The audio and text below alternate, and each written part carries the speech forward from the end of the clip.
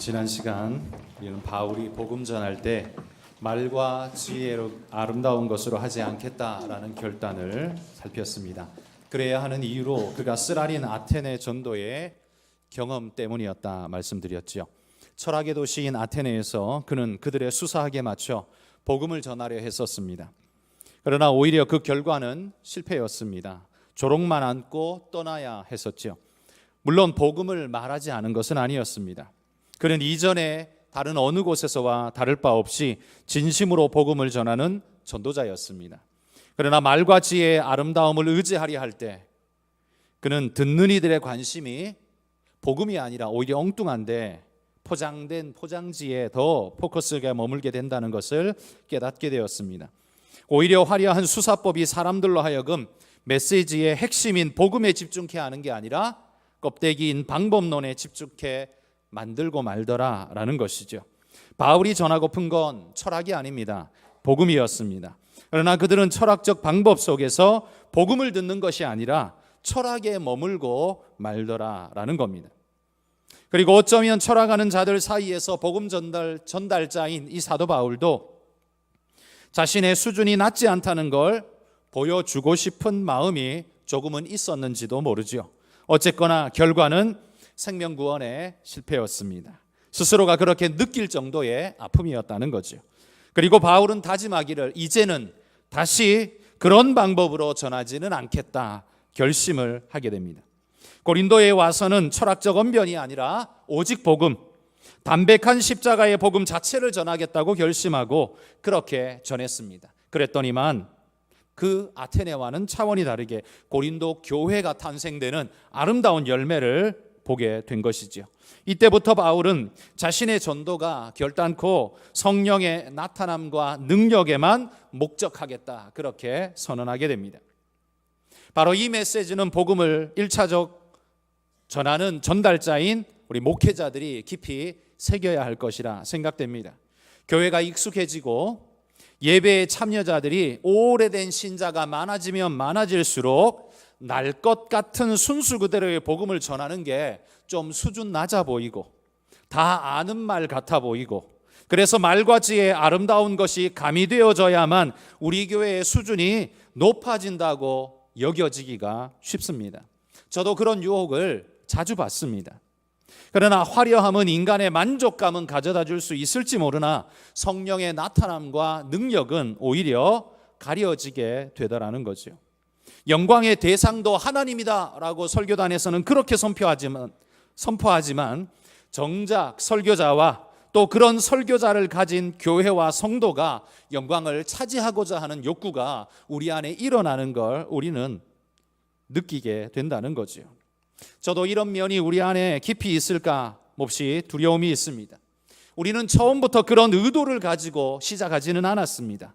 그러나 그런 의도로 시작하지 않았다 할지라도 우리의 마음이 조금씩 그쪽으로 흘러가 버리면 변명할 여지가 없는 하나님 영광 찬탈의 행위가 우리 안에서 이루어지게 되는 거죠.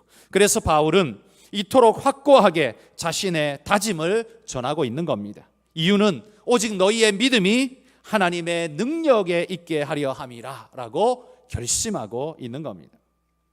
자, 그러면 오늘은 인간 지혜의 한계와 또 성령이어야만 하는 이유가 무엇인지에 대해서 함께 살펴보도록 하겠습니다.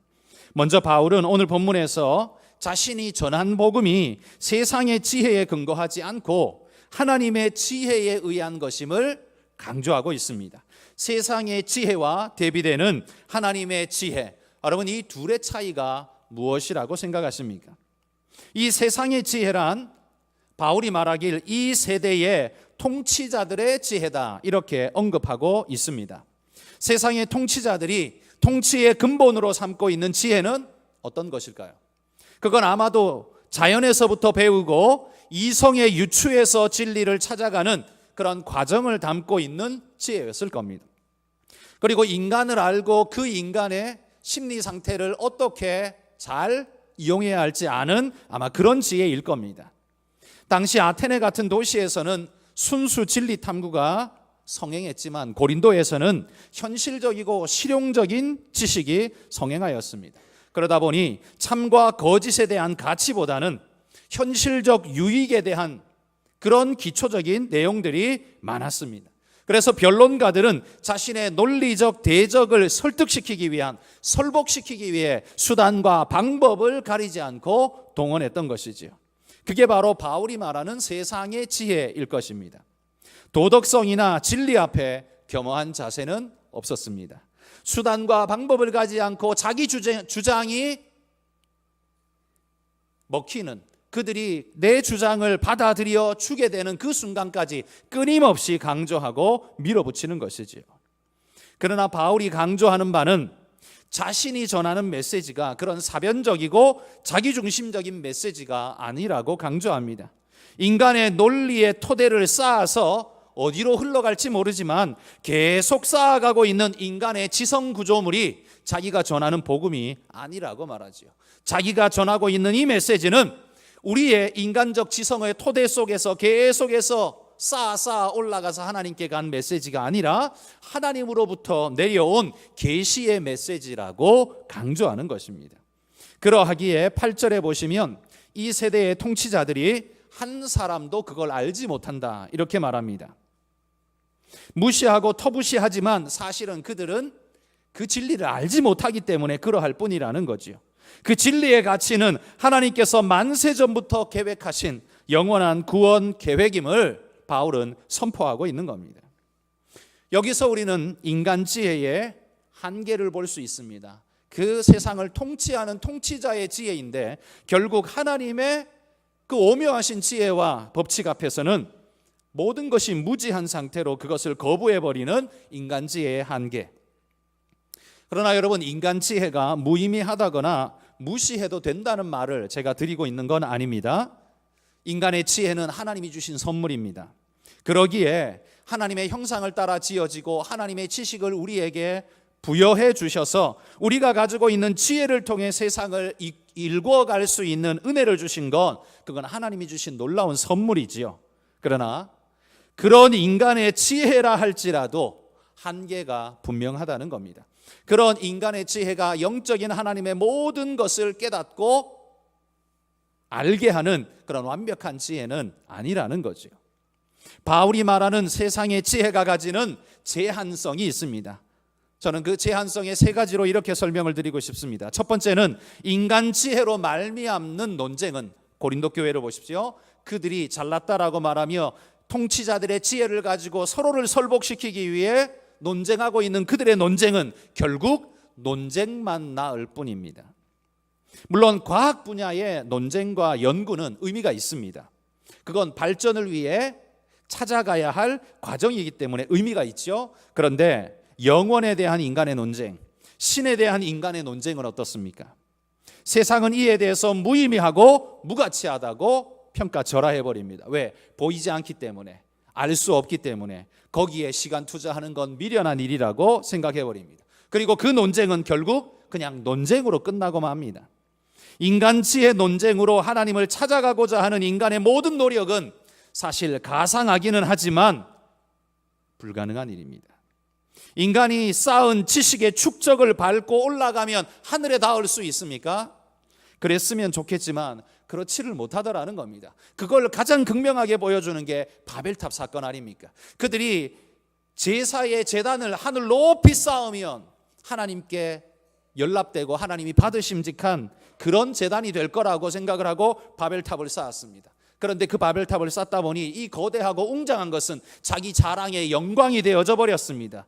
그것이 신전으로 지어지기 시작한 바벨탑이었지만 나중에는 인간 자랑의 요소가 되고 나중에는 하나님이 없다 하고 하나님을 내버리는 대표가 돼버리고 말았습니다. 그게 바로 바벨탑이라는 거죠. 여러분, 수학, 물리학, 의학, 사회학 등 이 모든 학문들은 우리 삶과 사회에 유익을 주는 것들입니다. 우리 이런 것들을 잘 갈고 닦아서 우리 사회에 유익을 끼치게 해야 합니다. 그런데 이런 지식들이 점점 쌓여가면서 우리 안에 또 쌓이는 게 뭡니까? 자기 자랑입니다. 자기 교만이 쌓이고 그 다음에는 하나님이 없다, 하나님을 무시하는 마음이, 하나님 없어도 된다라는 마음이 인간 안에 점점 밀어오르게 되죠.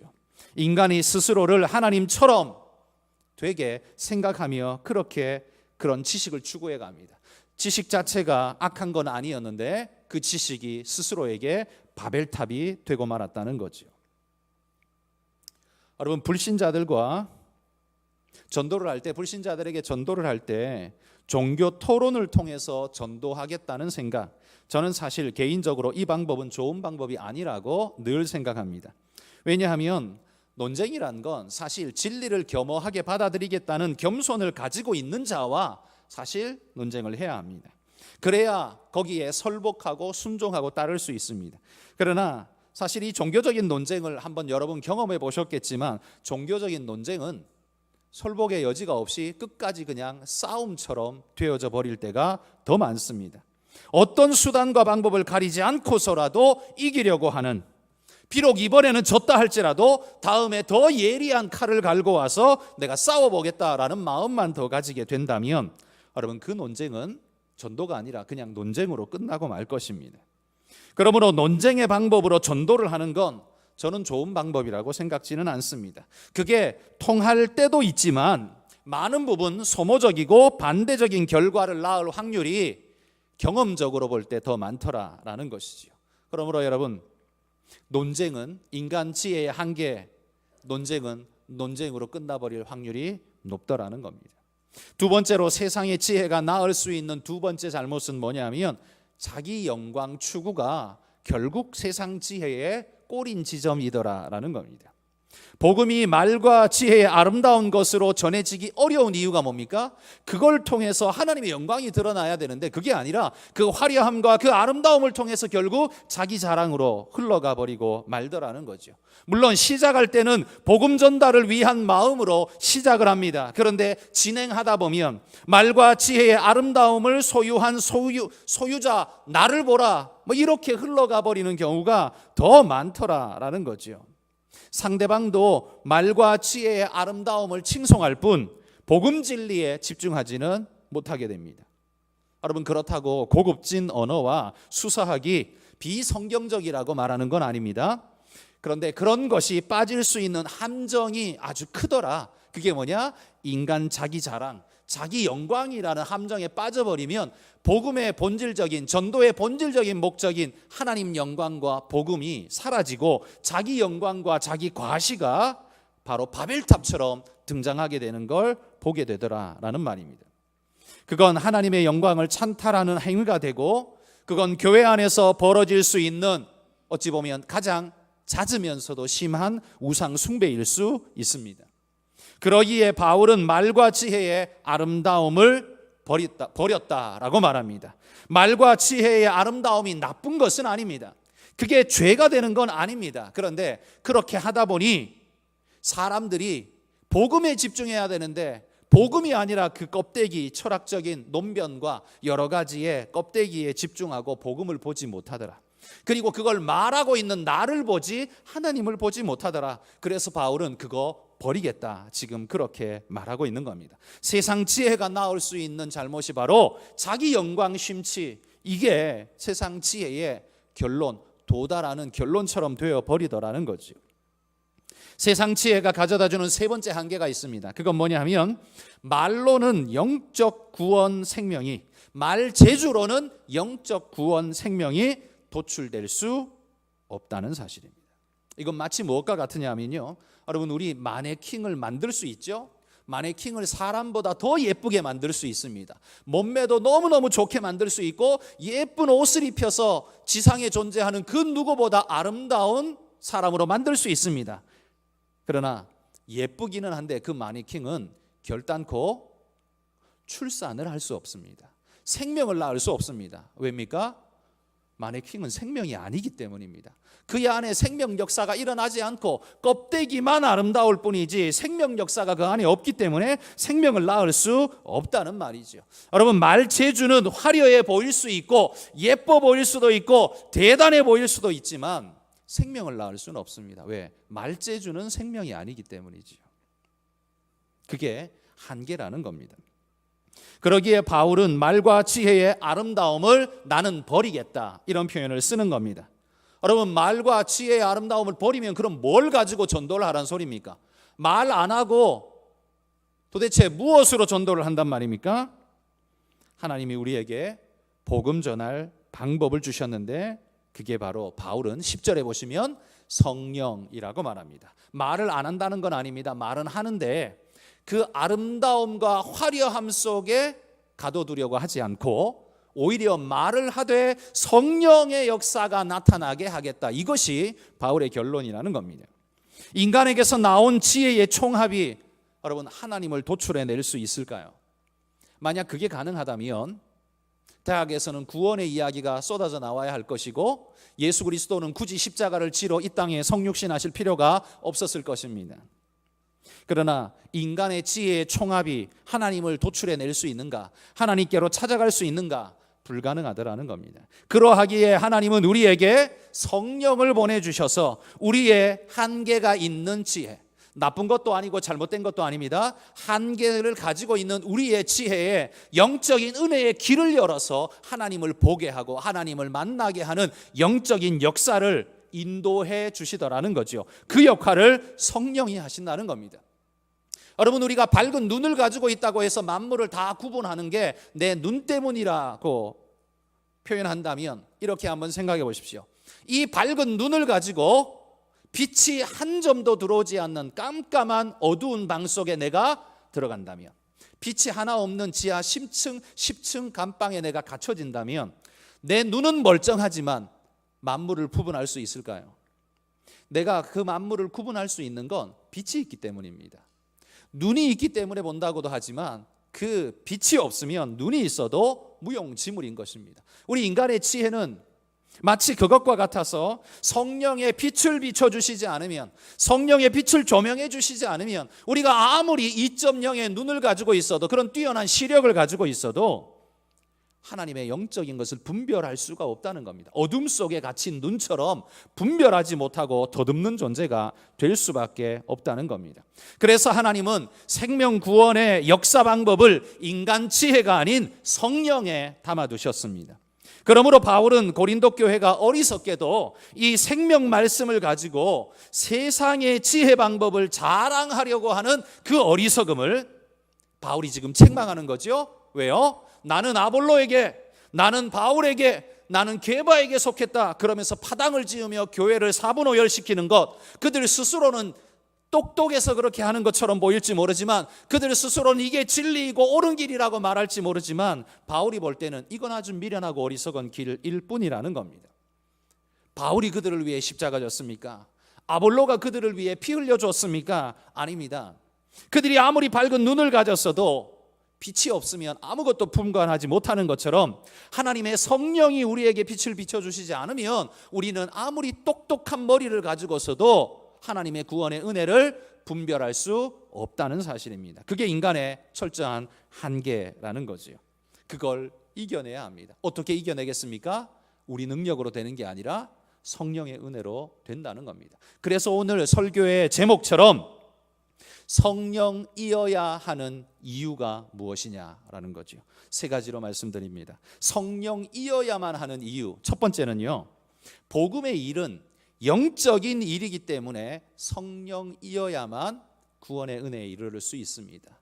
물리적이고 수리적인 일이라면 성령이 필요 없습니다. 그냥 여러분들의 그 명석한 지혜를 가지고, 지식을 가지고서 짜깁기 하면 구원에 도달할지도 모르겠죠. 그러나 이 주님이 말씀하신 이 생명의 구원은 그런 식으로 일어나지를 않는다는 겁니다.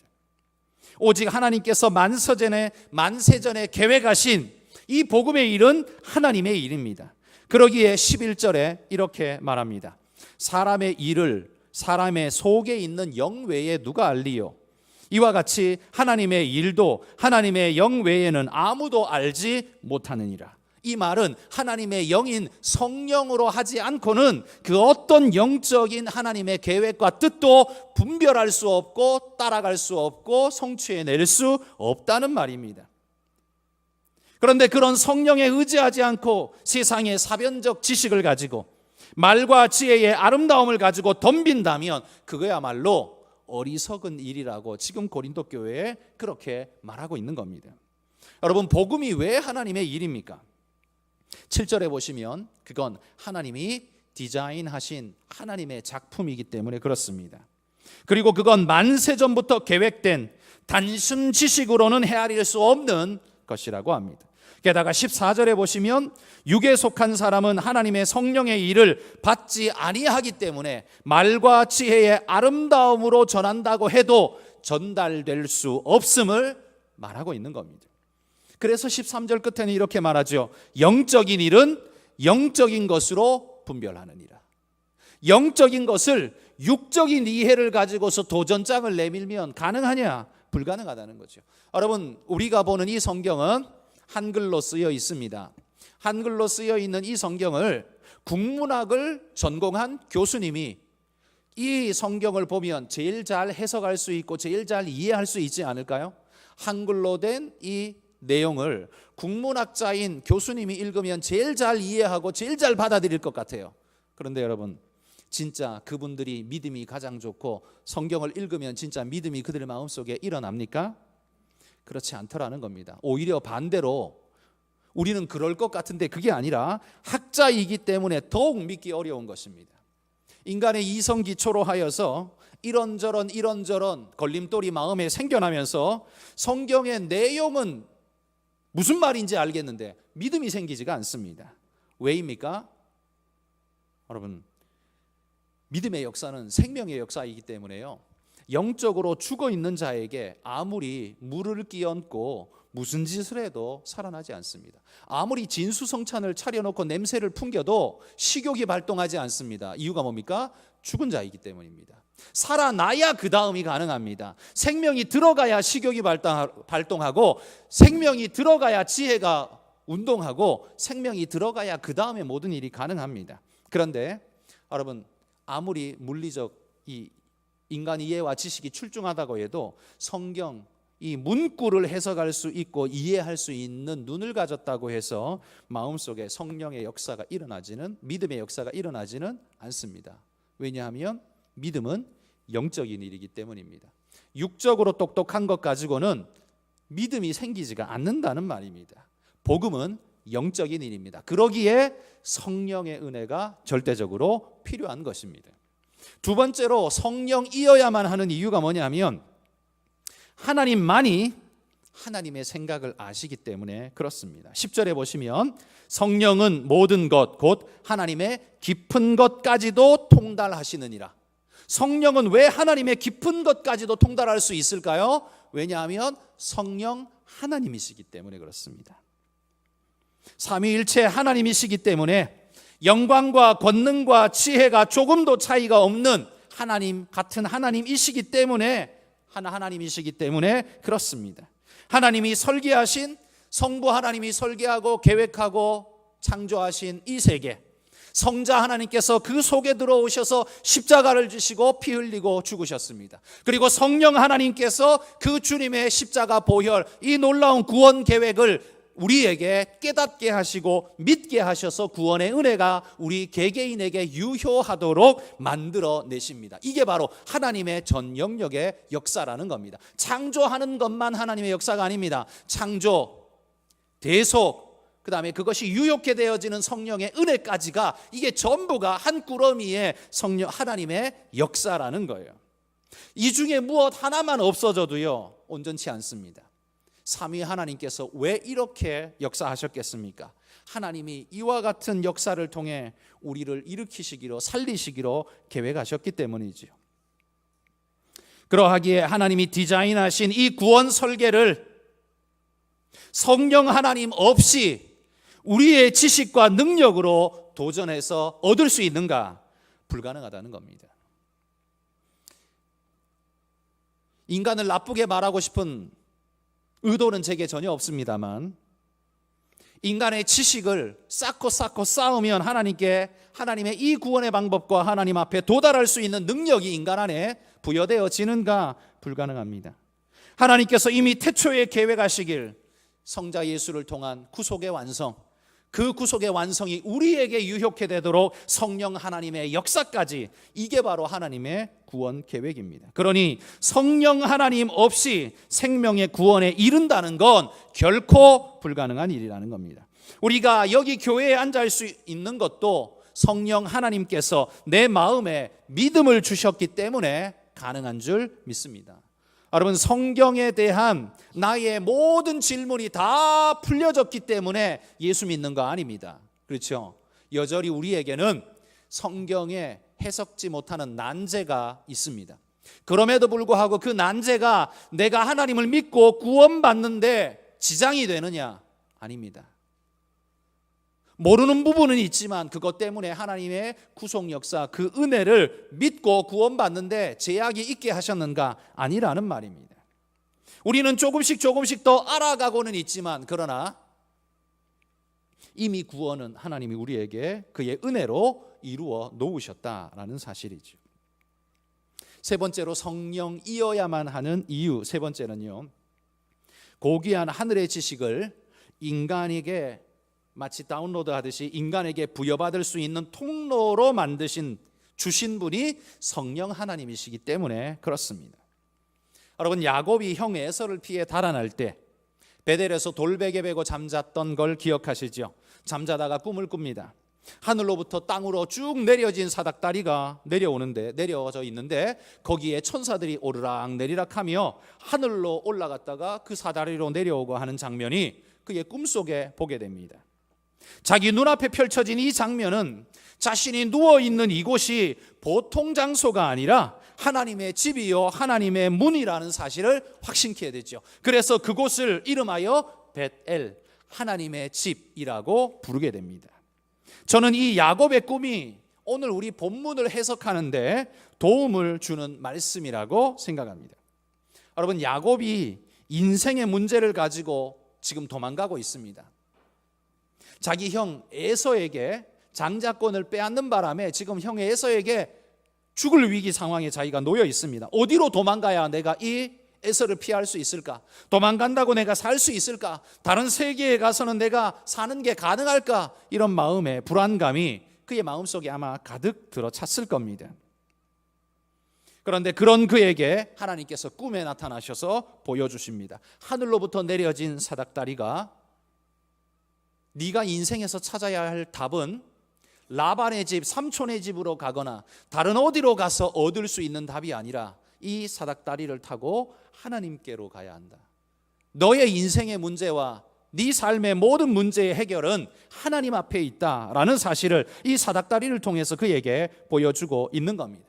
그런데 여러분, 이 사닥다리는 인간이 사다리를 하나씩 축척 쌓아 올려가지고 하늘까지 다 닿게 만든 사다리가 아닙니다. 이 사다리의 특징은 하늘에서부터 내려온 사다리입니다. 그러니까 하나님이 내려주셔야만 하늘로 올라갈 수 있는 길이 열린다는 말이죠. 여기 하늘에서부터 내려온 이 사닥다리, 뭘 의미하겠습니까? 이게 바로 예수 그리스도, 그분을 상징하고 있습니다. 그리고 성령은 우리를 그 사닥다리로 밀어 올려서 하나님의 집에 이르도록, 주님 앞에 이르도록 이끌어 가시는 분이 성령 하나님이시라는 거죠. 우리가 야곱처럼 도피처를 찾지만 여러분, 그건 이 땅 그 어디에도 없습니다. 그 도피처는 오직 하늘에 있습니다. 그런데 그 하늘로 이어진 문은 오직 예수 그리스도 그분뿐입니다. 그래서 예수님도 요한복음에 이렇게 말씀하셨습니다. 나는 양의 문이라. 이 문은 어떤 문입니까? 그 주인이 만들어둔 그 양들이 모든 짐승에게서부터 안전하게 보호받을 수 있는 울타리가 있는, 그리고 지붕이 있는, 먹이가 있는, 안전하게 쉴 수 있는 그 우리 안으로 들어올 수 있는 문입니다. 그 문을 통하지 않고는 양은 절대로 이 주인의 양 우리 안에 들어올 수가 없습니다. 예수님이 말합니다. 나는 그 양의 문이라. 그래서 나를 통하지 않고는 이 우리 안으로, 하나님 안으로, 주님 앞으로 나올 수 없다라고 선언하시는 겁니다. 그래서 사도 바울은 고린도전서 12장 3절에 이렇게 말합니다. 그러므로 내가 너희에게 알리노니 하나님의 영으로 말하는 자는 누구든지 예수를 저주할 자라 하지 아니하고 또 성령으로 아니하고는 누구든지 예수를 주시라 할 수 없느니라. 여러분, 예수 그리스도를 나의 주, 나의 하나님이라고 고백하는 건, 그건 성령으로 아니하고는 불가능하다라고 말합니다. 여러분 세상 사람들도요 예수님은 선하신 분이다 라고 말하면 노라고 말하는 사람 아마 거의 별로 없을 겁니다. 그것까지는 쉽게 인정해 줍니다. 그래, 예수님은 좋으신 분입니다. 그래, 그걸 다 동의해 준다고 해서 그의 심령 속에 믿음이 싹트고 구원의 역사가 일어나는 건 아닙니다. 이건 지식적 동의를 가지고서도 가능한 일입니다. 그런데 믿지 않는 불신자가 예수님은 나의 주, 나를 구원하시는 나의 하나님이십니다. 내 모든 죄를 대신하여 짊어지시고 죽으셨고 그의 부활과 함께 나도 부활할 것을 믿습니다. 여러분, 이런 믿음의 고백은요 배워서 되는 게 아니라 성령의 역사가 내 안에 믿어지게 하시는 역사, 그 성령의 역사 아니고는 절대로 불가능하다라는 말입니다. 그러므로 아무리 이 국문학 박사라 할지라도 한글로 되어져 있는 이 성경을 펴서 밤새도록 읽는다고 해도 그의 마음속에 성령의 역사, 믿음의 역사, 성령 빼고는 불가능합니다. 구원의 역사가 성령의 역사 아니고서는 불가능하다는 말입니다. 그래서 여러분, 성령이어야만 하는 이유가 바로 이와 같습니다. 바울은 오늘 말씀에서 성령이어야 하는 이유를 이렇게 강하게 역설하고 있습니다. 그런데 고린도 교회는 말과 지혜의 아름다움에 빠져 있습니다. 아볼로가 현란한 지식적인 이야기들을 멋지게 잘 하니까 그들은 아볼로가 그들의 모든 중심이라고 아볼로를 쫓습니다. 그러자 바울의 편에 서 있었던 사람들은 아니다, 바울이 우리에게 복음을 줬고 생명의 은혜를 선물로 주었다, 바울이다, 나는 이것도 싫고 저것도 싫다, 베드로다, 나는 사람은 싫다, 예수님이다, 이런 파당이 교회를 아주 뒤집어 놓았습니다. 여러분, 이런 결과, 사람의 생각과 자기 욕심에 쫓긴 결과, 결국 그의 결과는 자기 자랑과 분쟁밖에 없었습니다. 그게 바로 고린도 교회의 현실이었습니다. 바울은 명의와 같이 이 질병의 근원을 정확하게 집어내었습니다. 여러분, 이런 고린도 교회에 그냥 착하게 살아라, 서로 사이좋게 지내야지, 이렇게 도덕적으로 말한다면 이 고린도 교회의 문제의 해결책이 될까요? 되지 않을 겁니다. 그 문제는 고린도 교회의 답이 아닙니다. 성령이어야 하는 이유를 그들은 몰랐기 때문에 이런 잘못을 지금 저지르고 있는 겁니다. 그래서 바울은 고린도전서 2장에서 성령이어야만 하는 이유를 강하게 역설합니다. 2장에서 끝나지 않고 뒤로 계속해서 바울은 성령이어야 한다는 사실을 계속적으로 강조하고 있는 겁니다. 육신적인 화려함과 지식의 찬란함과 아름다운 것들에 심취해 있는 그들의 시선을 오직 하나님과 성령에 집중하라라고 바울은 강조하는 겁니다. 여러분, 우리도 성령이어야 하는데 육신적 자랑과 지혜를 찾는 곳으로 여러분 몰려다니지는 않습니까?